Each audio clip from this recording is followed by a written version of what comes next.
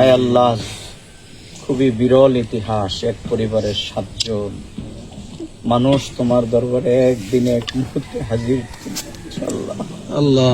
আয় আল্লাহ, তাদেরকে শাহাদাতের মৃত্যু দান করো। আয় আল্লাহ, তাদের পরিবারকে আবার জান্নাতে একত্রিত হওয়ার তৌফিক তুমি দান করো।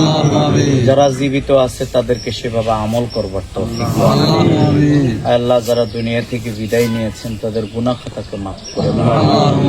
আয় আল্লাহ, এখানে শিশু, নিষ্পাপ শিশু ছিল আল্লাহ,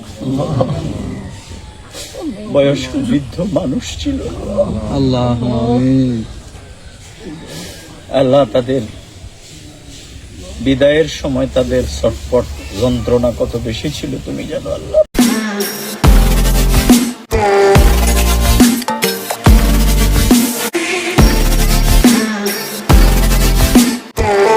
মর্মান্তিক ঘটনা এখানে সংগঠিত হয়েছে। এটা বাংলাদেশ না, শুধু গোটা দুনিয়ার মানুষদেরকে আলোড়িত করেছে যে যেখান থেকে দেখেছে।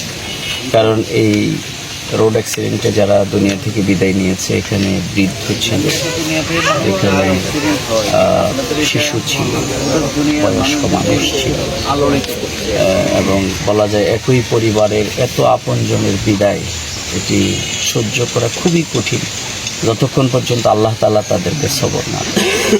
আমরা আজকে এই ঘটনায় পরিবারের সাথে সাক্ষাতের জন্য এসেছি। আমাদের বাংলাদেশ জামাত ইসলামের পক্ষ থেকে আমাদের নেতৃবৃন্দ এখানে সবাই আসছে, থানা নেতৃবৃন্দ, ইউনিয়নের নেতৃবৃন্দ, আমাদের কেন্দ্রের পক্ষ থেকেও এ ব্যাপারে খোঁজখবর তাৎক্ষণিক নেওয়া হয়েছে। আমি সাথে সাথে পরিবারের খোঁজখবর আমরা নিয়েছি এবং আমরা প্রথম আমাদের দাবি থাকবে যে এই ঘটনাটা যেন আর পুনরাবৃত্তি না হয়। অর্থাৎ ওনারা যেভাবে বলেছে যে ড্রাইভারকে বারবার বলার পরেও ড্রাইভার কিন্তু কর্ণপাত করেনি, বরং সে ঘুমোচ্ছিল, বারবার উঠে লাফ দিয়ে গাড়ি চালাচ্ছে। এবং আরও শোনা যাচ্ছে যে ড্রাইভারের লাইসেন্সের ইস্যুটা, তার বয়সের ব্যাপার, এগুলো খতিয়ে দেখা দরকার। এবং মালিক পক্ষ এই সমস্ত রেন্টে কারের যেটা করেন সেটি হচ্ছে একটা টিউব শেষ করার আগে আরেকটা টিউব কন্ট্রাক্টে নিয়ে নেন। অর্থাৎ ড্রাইভারকে যখন জানাই দেওয়া হয় যে এতটার মধ্যে আরেকটা ধরতে হবে, তখন কিন্তু ড্রাইভাররা বেপরোয়া হয়ে যায়। এই কাজটা মালিক করেছেন কিনা, তার পরবর্তী টিপ ছিল কিনা,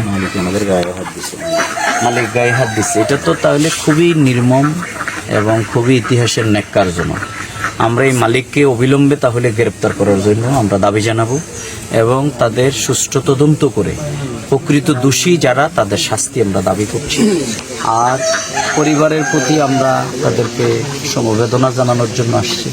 এবং আপনারা জানেন যে যাকে রিসিভ করার জন্য গেছে সেই ব্যতীত আর বাকি সবাই এই পরিবারটা যতদূর আমি খোঁজ নিচ্ছি যে মোটামুটি চেষ্টা করছে নিম্ন মধ্যবিত্ত টাইপের পরিবার। এই জন্য আমরা সামর্থ্যবানদেরকে আহ্বান জানাবো যেন পরিবারের পাশে আমরা সবাই মিলে থাকতে পারি। আমরা আজকে আমাদের পক্ষ থেকে নগদ তাদেরকে কিছু অর্থ আমরা তাদেরকে দিয়েছি এবং তাদের ঘর নির্মাণের জন্য, ঘরগুলো দেখলাম টিনের, খুব বেশি না। এই জন্য আমরা প্রশাসনের কাছেও, ডিসি এবং ইউনোর কাছেও আমরা দাবি জানাবো। ওনারাও এসছেন, আমরা দেখছি, ওনারাও যেন উদ্যোগ গ্রহণ করেন এবং বাংলাদেশ জামাত ইসলামী এই পরিবারগুলোর আগামী দিনে এগিয়ে যাওয়া এবং তাদের বেড়ে ওঠার জন্যে আমরা ইনশাল্লাহ দোয়ায়, অর্থবিত্তে, সকল দিক থেকে আমরা তাদের পাশে থাকবো। আল্লাহ যেন আমাদের। আসসালামু আলাইকুম ওয়া রাহমাতুল্লাহ।